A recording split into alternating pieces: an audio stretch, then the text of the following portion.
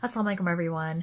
We're back with part 4 of our self-love series, and today I wanted to reflect on the two other names of Allah that are attached to when Al-Wadud is mentioned in the Quran, the other two names in those verses. So one of the names is Al-Rahim and one of the names is Al-Ghafur.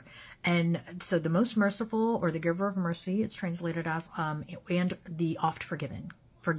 So we know that if we go sincerely to God and we sincerely repent, that He is a merciful God. He is a forgiving God and loves to forgive us if we, come to Him sincerely to repent.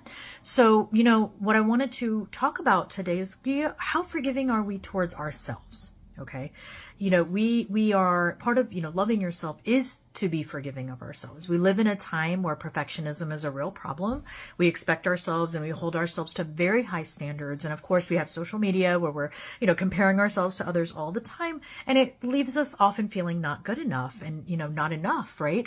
And not just that, some of us have inner demons and things that people are working on and have real issues and struggle with. So we don't look at ourselves from a very compassionate lens. We don't look at ourselves from a very forgiving place.